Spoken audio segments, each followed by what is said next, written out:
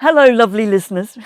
If you're not yet part of our Instant Classics book club, well, now is the perfect time to join because we are making our way through one of the most exciting works of literature ever.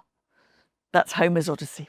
We would love you to join our book club, which we absolutely adore. So please do join now to give you all the access to our previous episodes and loads of other perks like being able to join our online community and getting early booking access to our live events. All details are on our website, instantclassicspod.com. The face that launched 1,000 ships. Sex goddess, whore, bitch, temptress, rape victim, cause of a civilizational clash between Europe and Asia. Destroyer of men, of ships, of cities, she-devil, adulteress, queen, the most beautiful woman who ever walked the earth. Helen of Troy has been called all of these and more. But is she just the void into which people, and especially, let's face it, men, pour their anxieties, fears, and desires about dangerous women? Over the next 4 episodes, we're going to be piecing together the story of Helen of Troy, or maybe that should be Helen of Sparta, or even Helen of Egypt. It's a story that will take us from the plains of Greece to the citadels of Asia Minor and to the magical kingdoms of the Nile. She's one of the most celebrated characters of all ancient Greek mythology, and she bears the weight of centuries, even millennia, of artistic and literary reinterpretations, as well as plain old erotic fantasy. She's been immortalised by writers from Christopher Marlowe, who coined the phrase, the face that launched 1,000 ships, to W.B. Yeats. And she's been played by everybody from Rita Hayworth to Diane Kruger. But beyond the Hollywood femme fatale, who was Helen of Troy? Okay, we're not going to be arguing today that Helen was a real woman. But we are going to strip back those layers, and we're going to find that the Helen of classical literature and art turns out to be a lot more complicated and a lot more enigmatic than we might imagine. We'll be asking what the story of Helen is doing in Greek myth and why she's still so fascinating. I mean, why have 4 episodes on her? And we'll be thinking about the implications of this story, and they are complicated ones, for female power then and now. This is Instant Classics, the podcast that explores the stories still shaping the world today. I'm Mary Beard. And I'm Charlotte Higgins. Each week we dive into the myths, the dramas and the characters of the classical world to discover what they still mean to us now. This week, Helen of Sparta, our first of our 4 episodes.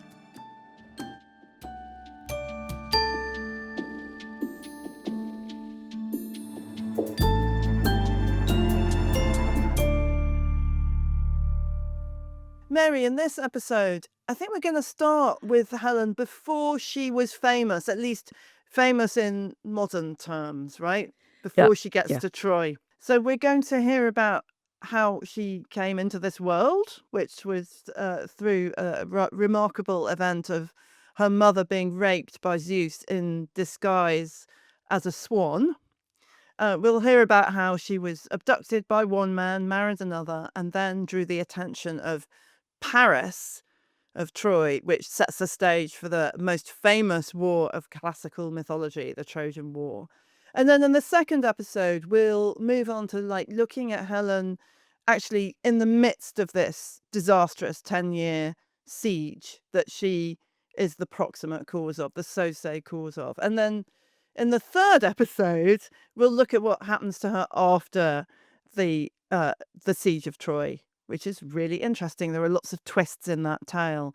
And finally, in our last episode of this mini-series, episode 4, we'll think about Helen's continuing life and existence in art and literature and the imagination beyond the classical world right up to the present day.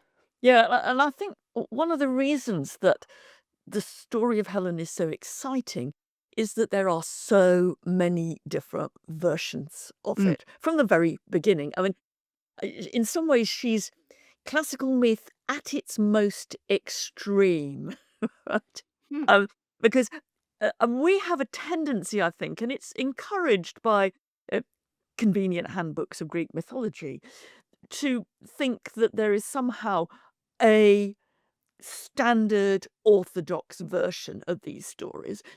There may be variants on the side. People might debate in the ancient world and the modern world about some aspects of them, but there is an orthodox strand that runs through them. Now, it's often seemed to me that in some ways, and I hope this series will illustrate that, that myth doesn't work like that at all.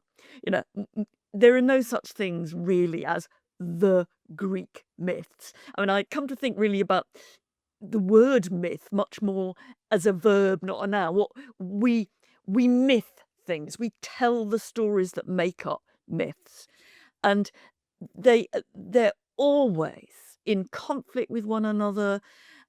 There are always different ways of seeing what might look as if it could be the same episode. And Helen is an absolute fantastic example of that. It's that from the very, very beginning, Greeks told completely incompatible stories about her. And I think that is really exciting. And I think it is one of the places where we get closest, most obviously, to that sense of the real fluidity of myth. Is the fluidity here is absolutely in your face, and that's going to be, I think, part of the fun of this series, seeing just how fluid it is. I completely agree, Mary. It's completely fluid, and Helen herself then becomes a very unstable character about whom we are going to be disagreeing, and people have been disagreeing since her name first surfaced in Greek literature. Um, but we are going to piece together a kind of biography of her. Having said all of that, and that is a sort of enormous caveat, when we sort of work our way through her so-called life, please be aware that every little thread that we're taking, there are kind of alternative threads that we could have taken. There is no one ancient source that contains a neat biography, so say, of Helen. What we're doing is patching together, very much as we did with previous episodes on Cassandra and Athena.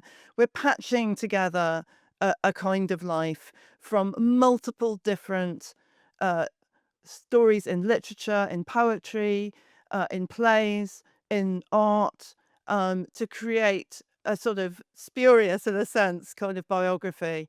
I think that's absolutely right, and I think that we're going to try and uh, give listeners something to hold on to in terms of a narrative thread. But at the same time, of course, we're part of that long mythic tradition, and we are re-mythicizing Helen now for the 21st century. You can't avoid that. There isn't a truth out there. There are a set of different versions that appeal to us and make sense to us. But don't worry too much. We are not going to flood you with 100 different versions of everything we say. But you've got to keep that in mind. All the way through, I think it's worth remembering that, I guess, we think of Helen, the first thing you think of is she's the most beautiful woman ever who walked the earth. But there's so much more to her in the ancient stories about her. But let's nevertheless, Mary, bearing in mind what we've just said about these absolutely sort of infinite multiple options we could take, let us get into her life story.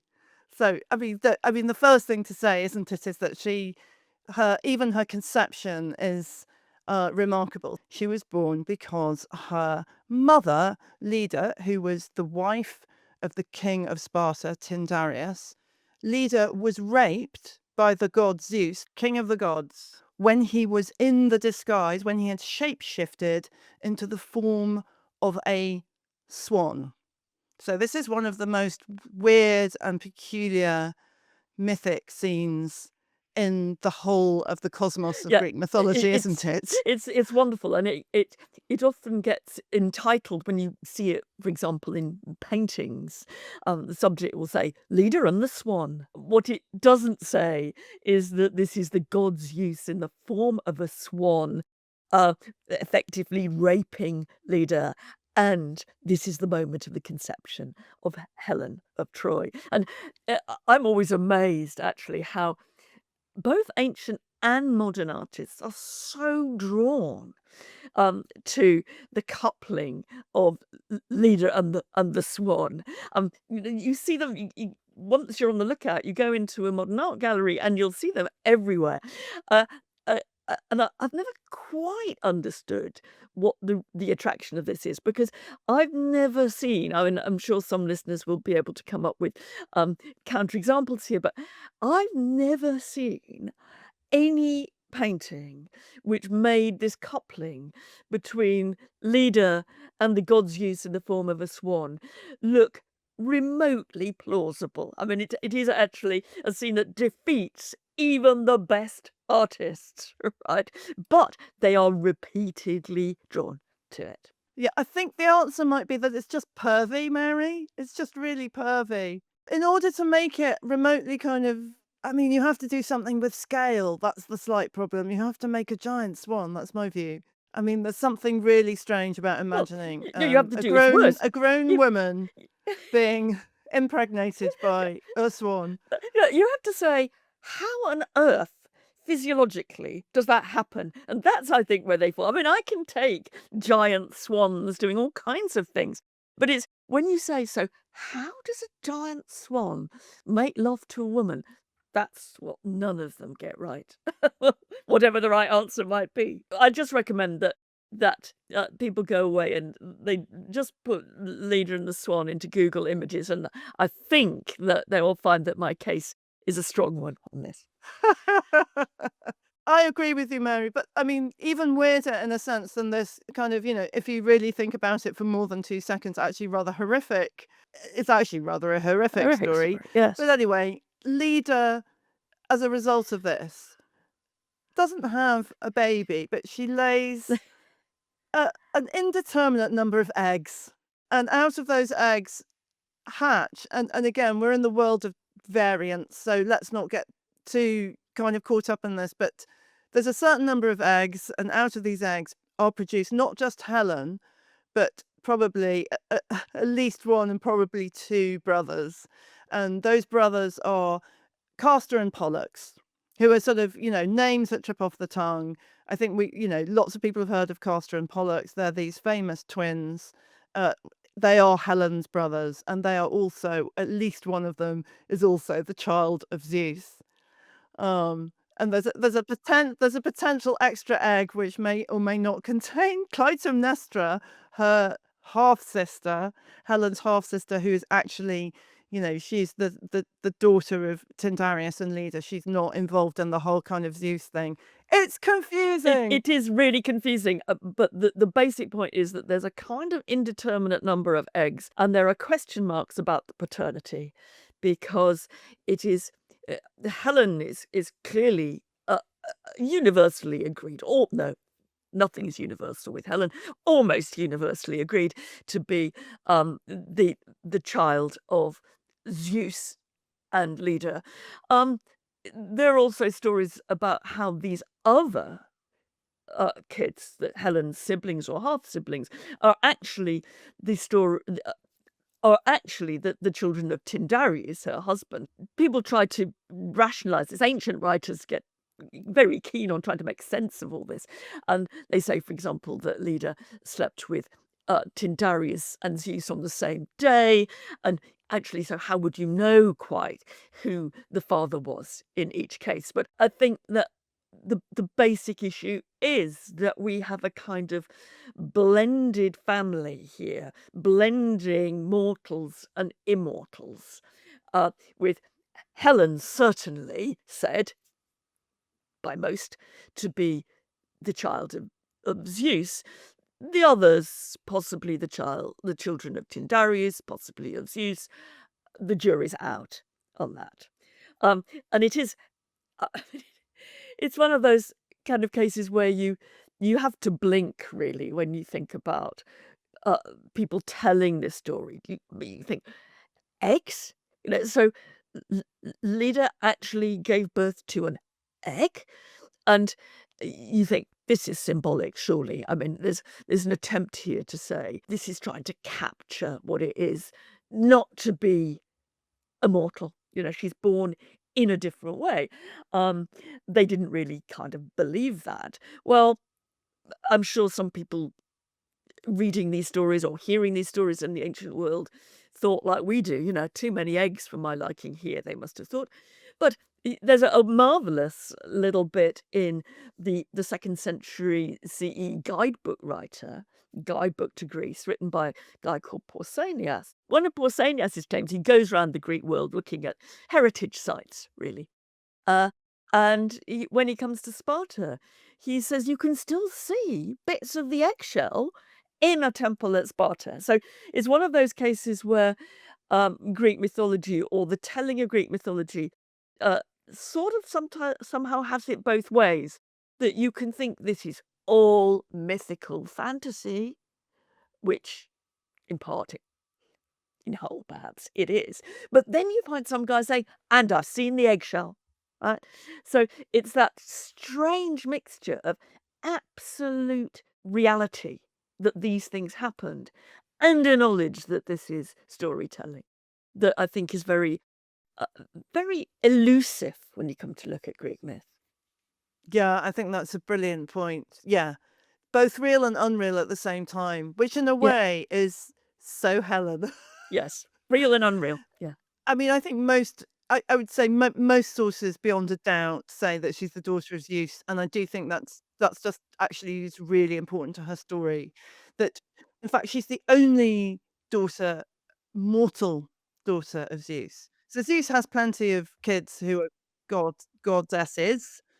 He has plenty of kids who are mortal, semi-divine men, who have mortal mothers. Heracles, But I mean, it'd be a good example of that, wouldn't it? Heracles is exactly. one. But this is the only mortal daughter that he has. So she has this sort of specialness about her, and she's always special. And she's always, it turns out, desirable in ways that are dangerous and unpleasant. So she grows up in Sparta, raised by her mother Leda and her, I suppose, stepfather Tyndareus, Leda's husband, the king of Sparta.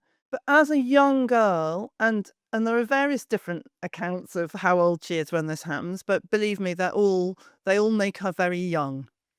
Those who are interested in telling us her age. When she's very young, she is abducted, raped by the Greek hero, Theseus. I mean, Theseus is a big figure in Greek mythology. Most famously, he killed the Minotaur. I'm sure we'll come back and look at Theseus in another set of episodes. But, this is one story that bring Helen and Theseus together. He wants her, he grabs her, he takes her to Athens, which is where he lives, where he is king. And after him come, ultimately, Castor and Pollux, these siblings, these brothers or half brothers of Helen. They attack Athens and they take Theseus's mother prisoner. And, this is a foreshadowing, I would say, of all the trouble that comes in the wake of Helen. Not necessarily because it's Helen's fault, because of these men who want things from her, I would say. And men who want things from her and men who want her. I mean, I think that part of the message of this bit of the story is that there's never been a moment in Helen's mythical life when she hasn't been the object of male competition. I know the famous example we're going to come on to is when she is one raped, abducted by Paris, which sets off the Trojan War. But that's not the first example. And she is destined, for better or worse, to set men against each other. And I think that's this bit of the story, which is usually missed out, I think is terribly important for understanding, how Helen was seen to. She must be like this. She's the most beautiful woman in the world, and she cannot avoid being the object of competition. And this theme of Helen being fought over, Helen being competed over, continues absolutely when it comes to the moment of her choosing a husband. And because she does actually choose a husband, she does choose a husband. So this part of the story is most, I suppose, most clearly put in a text that we call the library by somebody called Apollodorus. Now, it's actually quite a complicated text because it's probably not by the Apollodorus who lived in the 2nd century BCE, to whom it was traditionally ascribed. It's probably a rather later Roman era, but anyway, let's call Apollodorus an ancient compendium of mythical stories, because that is definitely what it is. So in this ancient compendium by this guy, maybe by Apollodorus, we are told that when it comes to the time for Helen to get married, Tyndareus, her stepfather, institutes a competitive process and invites heroes, all the great leaders from across the Greek world, to assemble in Sparta and kind of compete for her hand. Now, Tyndareus, having set this process up, is perhaps rightly afraid that there will be violence and conflict that will break out between the suitors as they compete for this extraordinary prize of this semi-divine, very beautiful woman. So Odysseus, who, as we know from, if you're in Odyssey book club, you'll be under no illusion that Odysseus is the clever guy in all these ancient stories that are around the Trojan War. He is the one with all the tactical and strategic advice and wisdom. Odysseus suggests to him that in order to avoid this trouble, he should get all the unsuccessful suitors to swear allegiance to the successful suitor. And that actually will become important later in the story. And Odysseus is very clever because he doesn't want to marry Helen, I suspect because he knows she's going to be trouble. His price that he extracts from Tyndareus in repayment for giving this advice is that Tyndareus should help him get Penelope's hand in marriage, who happens to be his niece. Everyone's very closely related.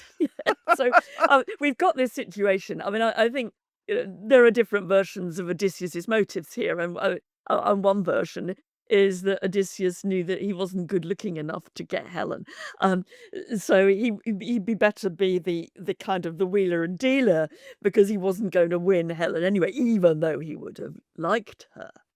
But we got this position where, cleverly, everybody, all the unsuccessful guys, are tied into the success of this marriage between Helen and whoever she chooses or whoever she's given to.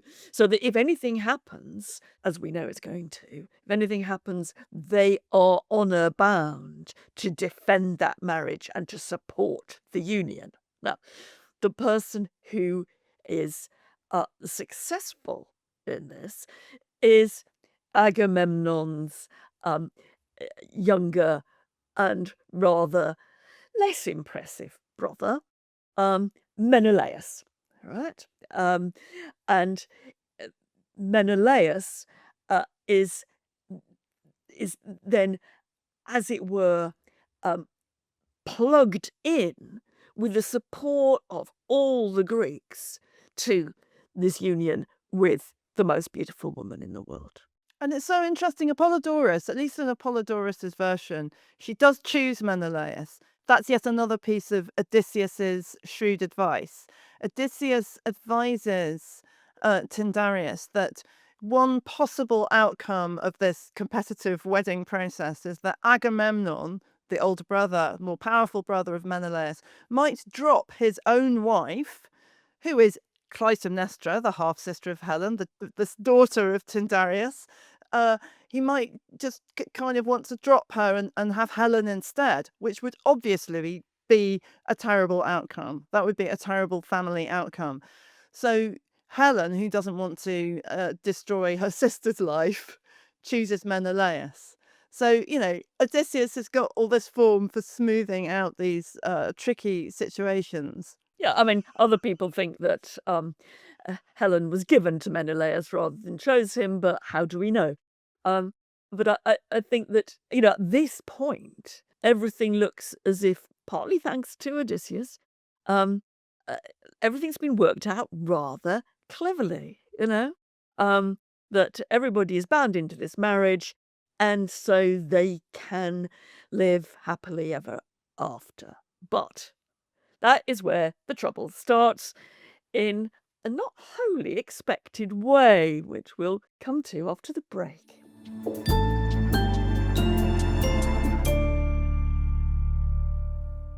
Meanwhile, in another part of the world, uh, another wedding is going on. It's the wedding of the mortal King Peleus and the nymph or sea goddess Thetis. Now, Thetis might be a familiar name to some listeners because Thetis is the mother of Achilles. So, in another part of the world, the marriage is happening of the union that is going to bring forth Achilles, the main Greek warrior hero of the Trojan War. Now, that's a whole other story, and we'll be looking at that someplace else on the podcast. But it's worth flagging that we've got Helen in Sparta here, one of the causes of the Trojan War, being married, and in another marriage, we're seeing the couple who are going to give birth, or Thetis is going to give birth to the main warrior on the Greek side of the Trojan War. There's a link here. But the problem is the wedding ceremony doesn't go entirely to plan, the wedding ceremony of Peleus and Thetis, because the goddess Eris, and her name means strife and disagreement, the goddess Eris has not been invited to the wedding. Of course she's not been invited, because who wants to invite the goddess of disagreement and strife to a happily ever after wedding ceremony? But Eris is extremely cross that she's not been invited to what looks like the wedding of the year. So, in order to get her own back, and really living up to her name of strife, in order to cause trouble, she comes in to the wedding ceremony uninvited, and she drops a beautiful, most covetable golden apple in the middle of the guests. And this is taking place in Thessaly, in northern Greece. And on this apple is inscribed the words, "To the most beautiful, to the most fair," or "for the most beautiful." Now, trouble is, absolutely round the corner, because 3 of the immortal goddess guests decide they want it. There's Athena there, that we've looked at in a previous episode. There's Hera, Zeus's regnal wife, and Aphrodite, and we call the goddess of love, but you might better call her Aphrodite, the goddess of sex, the goddess of passion. And they want it. They each go for it. But the question is, who is going to get the golden apple? That is unresolved until... It is unresolved. They all make a grab for it. But, nobody wins it outright. And Zeus determines that there's going to be a human being is going to decide which of the goddesses get this covetable golden apple. And that person is a prince of Troy called Paris. Now, Paris, owing to an intriguing backstory of his own, which we maybe will not get into in detail right now, Paris is working as a shepherd in the hills outside of Troy at the Although time. although a prince of the royal house by birth, he's been put out to grass as a shepherd. And he's minding his own business on Mount Ida outside Troy, looking after his sheep, when one day 3 goddesses, the most powerful goddesses in the pantheon, turn up and tell him that he has to decide which of them is going to get this apple. Can you imagine? I mean, there's a reason why this is one of the most resonant scenes in the whole of Greek mythology. It's been immortalized in art down the millennia because, you know, the idea of 3 shimmering, tall, gleaming, powerful, extraordinary goddesses parading in front of Paris, who has to decide who is the most fair, which is what the apple says on it. This must have been very surprising for Paris. It's a Yeah. wonderfully resonant scene. The goddesses, and this is very Greek mythology, I would say, the goddesses don't play a very fair game, I would say. They all offer Paris bribes. Hera, the queen of the gods, the wife of Zeus, she offers him power, to become the most powerful human on the planet. Athena, who, as we know from our previous episode on Athena, one of Athena's big realms of interest is military victory. She offers Paris military victory to become this extraordinarily powerful military leader. Aphrodite offers him the most beautiful, the most alluring, the most ravishing, the most spectacularly beautiful woman in the world to be his wife. That woman is Helen. And who does Paris choose? Aphrodite. And this is a massive, massive problem because obviously Helen, by this point, is already married to Menelaus. And there are going to be consequences. There are going to be consequences. Strife was a Caniel thing, and yeah, she could see that whatever she did with that golden apple was going to lead to trouble, and it did.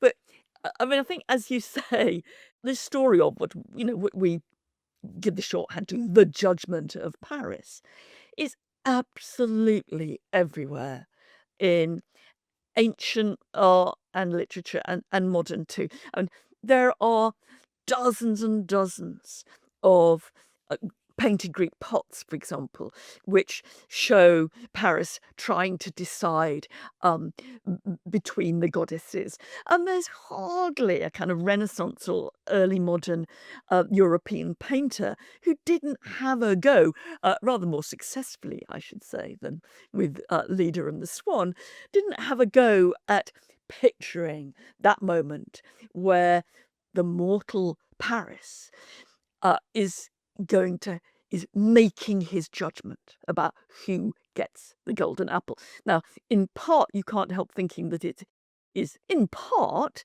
a very convenient justification for showing naked women, because most of these paintings have a nicely, neatly, modestly clothed Paris and 3 naked goddesses whose nudity is justified by the myth.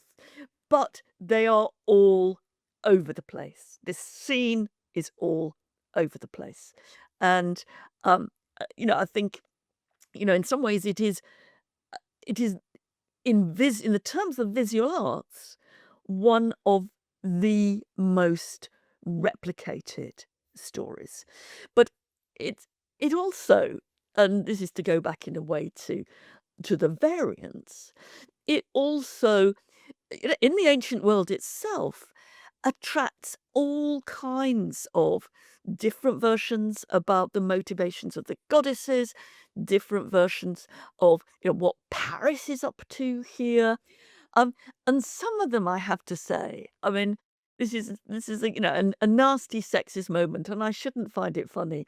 but some of the humorous treatments of this story in ancient literature are, for me, truly memorable. And if I could recommend one, which we'll put in the show notes, it's a wonderfully ironic treatment of the Judgement of Paris as a dialogue by the Greek satirist Lucian, who is living in the 2nd century CE. And he picks up quite a lot of the themes that we've already touched on.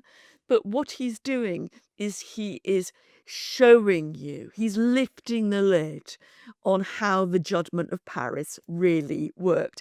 And in a way, how embarrassing it was for poor old Paris, because the goddesses are given a guide, because they're in Thessaly and they've got to get to Troy, where Paris is on the slopes of Mount Ida. So Hermes, the messenger god, kind of bundles them up and zooms them into Mount Ida. He then says, look, we imagine they're travelling by air in some way.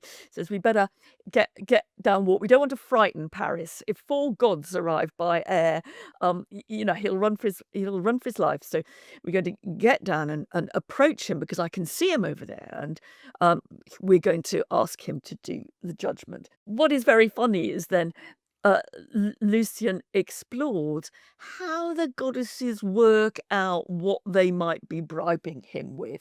And they Aphrodite is quite interested to know if Paris is already married. So, because that might make a difference to her bribe. And, in an appalling way, Hermes says, well, he is already married, but it's to a country bumpkin, so it doesn't really matter, right? Which is, right. Paris then is confronted with the three goddesses, and he first of all thinks maybe it'd be possible to make it a draw. Maybe he could give the prize to all of them, and that would get him out of a jam. Right? Oh God! If And only. he gets quite anxious about this, but no, he's got to give it to one. And then we move into another, and it's in some ways quite hilarious. Paris wonders whether he's got to get them to take their clothes off, because at the moment they're dressed. And yes, he has to get them to take their clothes off. And so there's several pages where he's saying, I think maybe you could do without the girdle, Aphrodite. Maybe you could take that off. And then, well, once he'd had a look at them and questioned them, he says things like, oh, Athena, can you put your helmet back on now, dear? That's kind of sort of slightly kind of lurid satire. He decides he's going to give the prize to Helen, and Aphrodite's everybody's been given a good write-up of Helen. They say she's very soft. Helen's very soft, and as we've been saying, she's born from an egg. Right? This is all deeply intriguing to Paris, but he goes for Aphrodite, but then he gets worried, because he says, but Helen's married already. Right? So if I get Aphrodite, how does that work out? And Aphrodite says, don't worry. I'm the goddess of desire and sex. I will fix that. And that is the prophetic bit. How is Aphrodite going to give Helen to Paris when Helen's already married to someone else? Lucian ends there, knowing we'll all see the joke. In the next episode, we'll find out what sort of, really, in mythical terms, does happen next. See you then. See you then. As ever, we want to know your thoughts and comments, ideas, questions. And so if you have them, please do send them to us at instantclassicspod@gmail.com or on our social media at instantclassicspod. Bye. Bye.